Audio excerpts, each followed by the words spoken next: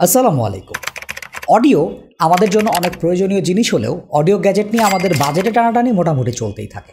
আমরা এই সেক্টরে 1 থেকে 1,500 টাকা ইনভেস্টমেন্টকে অনেক সময় লাক্সারি বলে মনে করি।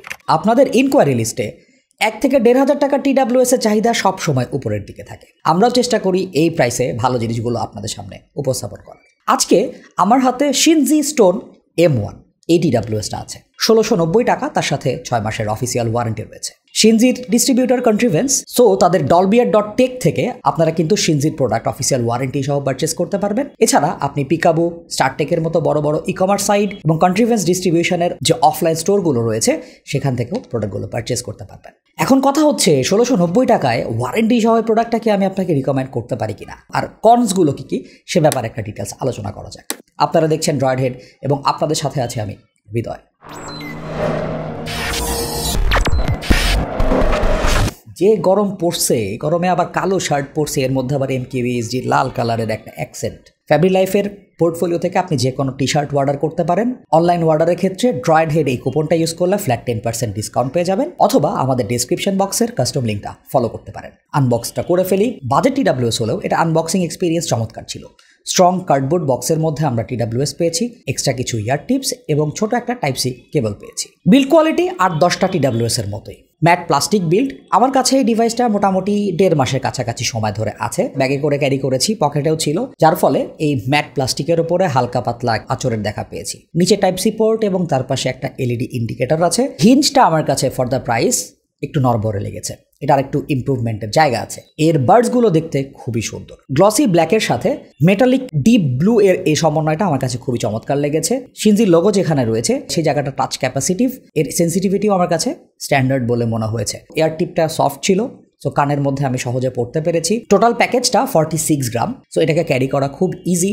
বার্ডসগুলো মাত্র 3.4 গ্রাম করে, এটা অনেক লাইট ওয়েট। হালকা হওয়াতে এটা কানে অনেকক্ষণ ধরে পরে থাকতে পেরেছি আমি। যদিও এই ফিটটা obviously man to man vary করবে। আপনি যদি এর ইয়ার টিপটা একটু আপগ্রেড করে নিতে পারেন সেক্ষেত্রে আরো ভালো ফিট পাওয়া সম্ভব। CP360 TWS এর জন্য একটা চমৎকার এডিশন। যাদের পকেটে রেগুলার বেসিসে TWS থাকে তারা কিন্তু এক পেয়ার 360 কিনতেই পারেন। এটা ব্লুটুথ 5.3 দিয়ে ফোনের সাথে কানেক্টেড হয়েছে। মোটামুটি আমরা 8 থেকে 10 মিটার পর্যন্ত নিরবিচ্ছিন্ন কভারেজ পেয়েছি।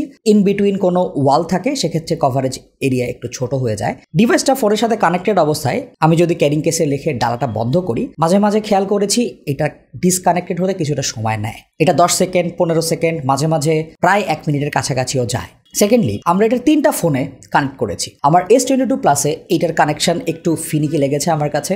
সাউন্ড কোয়ালিটি শুনে মনে হলো আমি একটা বক্সের মধ্যে আছি। তবে আমি যখন Pixel 6 Pro কিংবা Pixel 7 এর সাথে কানেক্ট করলাম সেক্ষেত্রে আবার দেখলাম সাউন্ড কোয়ালিটি ঠিকঠাক পাচ্ছি, কানেকশনও ঠিকঠাক ছিল। সো পেয়ারিং নিয়ে আমি একটু মিক্সড এক্সপিরিয়েন্স পেয়েছি। তবে বার্ডসগুলো IPX5 রেটেড, সো এটা পরে জিম করা যাবে। হালকা পাতলা পানি স্প্ল্যাশ এটাতে কোনো ঝামেলা করবে না। ক্যারিং কেসে 300 মিলিঅ্যাম্পের ব্যাটারি এবং প্রত্যেকটা বার্ডসে 40 মিলিঅ্যাম্পের ব্যাটারি রয়েছে। আমরা 70% ভলিউমে বার্ডস থেকে 6 ঘন্টা ব্যাটারি ব্যাকআপ পেয়েছি। বার্ডসগুলোকে ক্যারিং কেস টোটাল 3 বার চার্জ করতে পারে। সেক্ষেত্রে আমরা এখান থেকে একটা 24-25 আওয়ার্সের ব্যাটারি ব্যাকআপ এক্সপেক্ট করতেই পারি। পুরো কন্ট্রাপশনকে ফুল চার্জ করতে 1.5 ঘন্টার কাছাকাছি সময় লেগেছে। এটা সাউন্ড কেমন? এই সেক্টরটাতেই শিনজির একটু ইমপ্রুভমেন্টের জায়গা রয়েছে। Pixel 6 Proতে যখন আমি গান প্লে করলাম ডিসেন্ট একটা সাউন্ড পেয়েছি। এমন না যে কোনো ফ্রিকোয়েন্সি একদম মিসিং, এমন না যে একদম বেস দিয়ে বুম বুম অবস্থা করে ফেলেছে, বাট ইনিশিয়ালি আমার কাছে মেল ভোকালটাকে খুবই প্রেজেন্টেবল এবং এঙ্গেজিং লেগেছে।